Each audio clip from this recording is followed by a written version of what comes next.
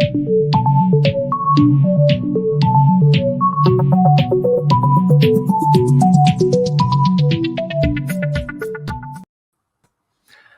afternoon. Welcome to Craft Cannabis TV, your weekly update on things happening in Africa across the continent to do with cannabis.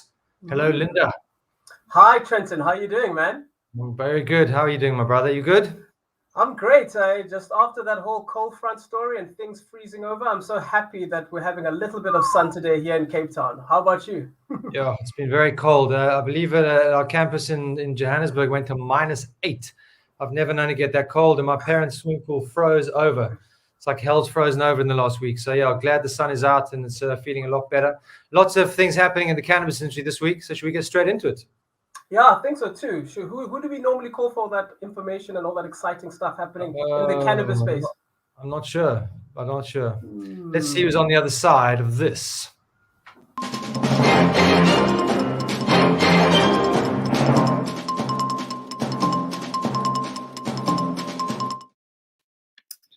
Hi, and it's me on the other side, Brett Hilton-Barber from the Canna Africa News Desk in a somewhat chilly Limpopo. It's all happening in the Vaal Triangle. The Vaal University of Technology says it's completed alpha trials testing the effect that cannabis may have on the anti-COVID immune system.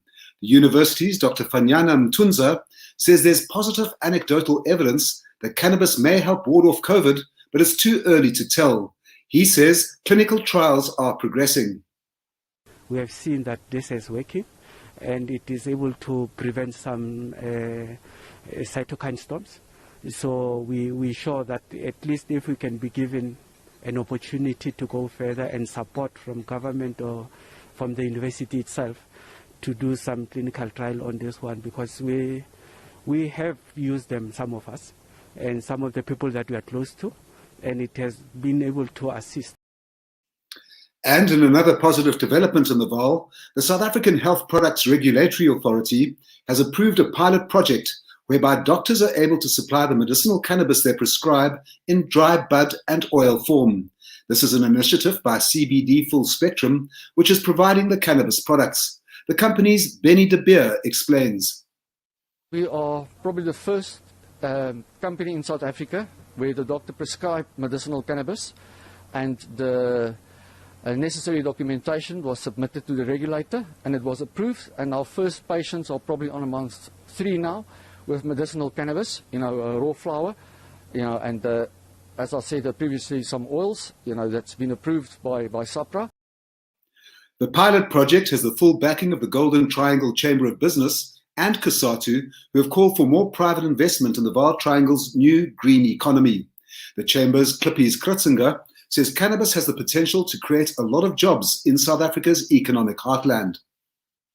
We see it as part of a bigger picture of the SEZ, the Special Economic Zone in the Vaal Triangle. We as a business chamber are very excited about the SEZ, and I think this is part of that, and I think we need to, as a business chamber, support any effort that are there to create jobs. And in less cheerful news, red tape has killed any promise of a 2021 South African hemp crop of any meaningful note. The government moved the responsibility of hemp from health to agriculture to reduce the bureaucracy associated with registering medical cannabis. Now it transpires you need a permit from both departments to import hemp seeds or grow hemp for CBD. So in effect, it's double the red tape required in order to simplify the process. For the first time now, though, traditional cannabis growers have weighed in on the hemp debate.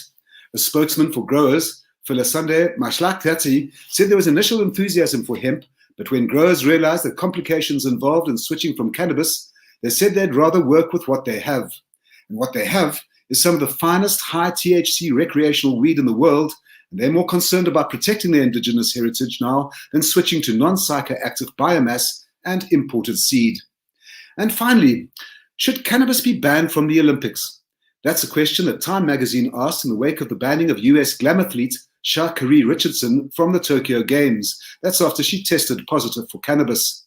The magazine says everyone will be poorer, Sha'Carri for not being able to go for gold, the other athletes denied a chance of beating her, and the sheer entertainment value that she brings to the party.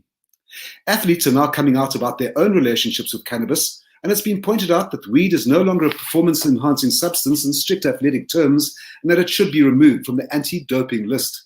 There's a strong lobby that's calling for the Olympics Committee to update its rules in line with the legalization that's sweeping the world. But it ain't going to happen anytime soon. Japan, by the way, frowns on cannabis. Never mind any joints to unwind. Olympic athletes won't be allowed so much as a CBD gummy. And it's back to you, Trenton. Thanks, Brett. Lots going on this week. And I think just in terms of the sport thing, I think what we're trying to clarify here is that it's not about getting stoned and actually performing. You know, I mean, I wouldn't want to get into like a UFC ring and like, or run 100 meters after smoking a joint to be like, you know, like, hey, bruh, hit me here, like right here, you know. It's not really going to help you perform in that particular way. But I think what's important here is that the issue is not being high while you're competing or doing a sport. The issue is actually having THC in your bloodstream, which, as we know, can stay in your bloodstream for weeks. So you can have had something 2-3 weeks before and pick up THC traces. It has absolutely no bearing or impact on your physiological performance, but you're still getting nailed for it. So it's a bit of a draconian rule, and I think we need to really unpack that. Where's Mr. Linda gone? Hello. Hey, yeah, very. Sorry about that, guys. Yeah, I was just very enthralled with the story about the VAL, because I mean we have our own Cheeba Cannabis Academy, which is located at the area.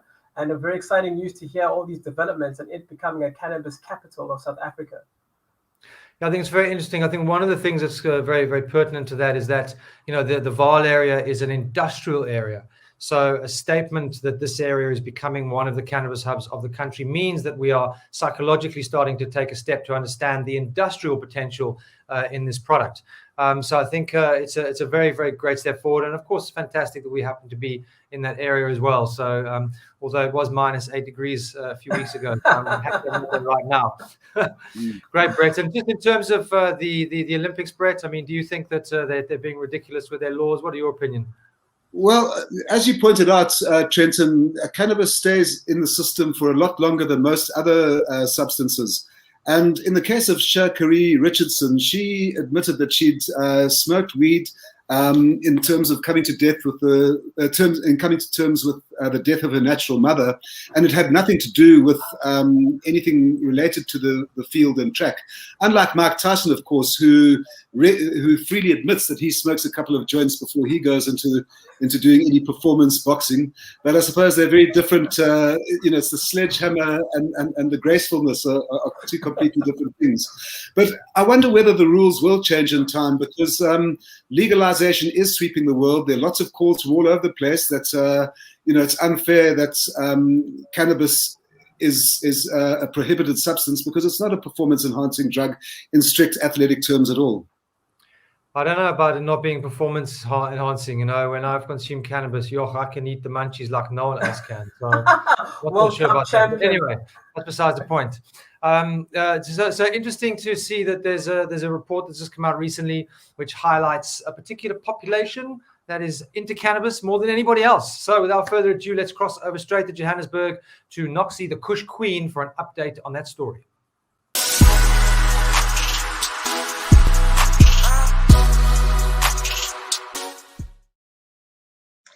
Thanks for that, Trenton. Well, over here in Joburg, we are still freezing, so nothing better in terms of the weather. But in cannabis lifestyle news today, word on the streets is that the future of cannabis is female. According to a recent US-based study, Gen Z consumers overall saw the fastest growth during the pandemic. Year-on-year sales for Gen Z women grew the fastest in 2020 compared to any other cohort at a whopping 151%, according to data from cannabis analytics firm Headset. Apparently, we have marketing to thank for this. The rising trend is well-designed packaging, clear and regulated information labels, lab-tested ingredients, standardized dosing, and modern branding. The world is moving away from those little plastic bankies, as we like to call them over here in Mzansi, to increasingly sophisticated design and packaging. The most popular cannabis product categories amongst the Gen Z women were flowers, pre-rolled joints, of course, as well as edibles. There were also some females within the age group who said they use cannabis to self-medicate for diagnosed conditions, including anxiety, anorexia, attention difficulties, pancreatic cancer, and post-traumatic stress disorder. Some said they had poor success with prescribed pills or therapy and preferred to use marijuana instead. Back to you, Trenton and Linda. I think it's very exciting to hear that different parts of the population are starting to get involved in cannabis and really understanding the benefits of it, and destigmatizing is really starting to take a grip, which is interesting. However, I must say that sadly, there was another report that came out recently by Benziga, which has found out that only 8% of CEOs are women, which I was very sad to hear. We're actually doing a webinar tomorrow night in partnership with Juicy Fields on women in cannabis. So we'll be unpacking some of those issues, but I don't understand it. My perception of the industry is always that it's very female heavy, and there's a good mixture of both male and female. But it seems that that's not all the case when it comes to leadership. It's the kind of alpha male dominating as always, which we've seen many times in society in the world where that doesn't work. So it's a real shame. Brett, what's the sort of leadership that you have, male-female balance? Well, that's very interesting, Trenton. It's a lot more balanced than I thought it would. Cannabiz Africa is really about the business of cannabis, and not so much as at the recreational weed user, but at people who are looking to get into the business and who have more than a passing interest than just having a joint every now and again. And the stats show that 52% of my readership is male, and around 47 or so percentage-wise is female, and that's a lot higher than I would have thought. What's also interesting is that most of my readership, 50%, is under the age of 35. So it ties in with what Noxy was saying about Gen Z women and the up-and-coming interest by women in playing much more of a role in the business of cannabis, especially when it comes to making purchasing decisions. I mean, we're not going to make any sexist remarks about who reads the labels more carefully, men or women. Well, I do in my house, so take that. Noxy, how are we going to get more women into leadership in cannabis? Where do we currently stand, Brett, in terms of hemp licenses? What's going on with that? Well, it's very confusing because what has happened in a nutshell is that the government has decided to go hell for leather with hemp because hemp has multiple uses. It's non-psychoactive and it's a so-called safe crop, which they're trying to get reclassified as an agricultural commodity. The problem is that it's still classified as a narcotic, as a form of cannabis sativa. And until the Drugs and Drug Trafficking Act changes, hemp is somewhere caught between being a medicine and being an agricultural commodity. So the short answer is government was going to try and get a hemp crop out the ground this year, get seeds out to farmers, small-scale farmers to start processing, but there's all sorts of red tape that's in the way. You're going to need months to be able to get a hemp seed license because you need permits from health and agriculture. And so, yet again, government is its own worst enemy in trying to get cannabis reform off the ground. That's where we stand with hemp. Unfortunately, there is movement, but it's going backwards. Yeah, just Noxy, there are things in place where you have to have a 2-meter high fence. So you have to grow hemp under lock and key. So how does that, and that's expensive, to make any money off hemp, you've got to grow decent amounts and quantities and in terms of space. So you're basically cutting out your rural farmers, your kind of, more disadvantaged populations and communities. I mean, Linda, up in the area you're originally from, the Eastern Cape, that must be very disappointing for people in that region. Yeah, no, definitely. I literally had a chat this afternoon or this morning with someone from that region. And I mean, it's something they're excited about initially, but now with all the other restrictions that have been added, it just feels like we're back in the same space as we were when the permits were coming out for cannabis cultivation.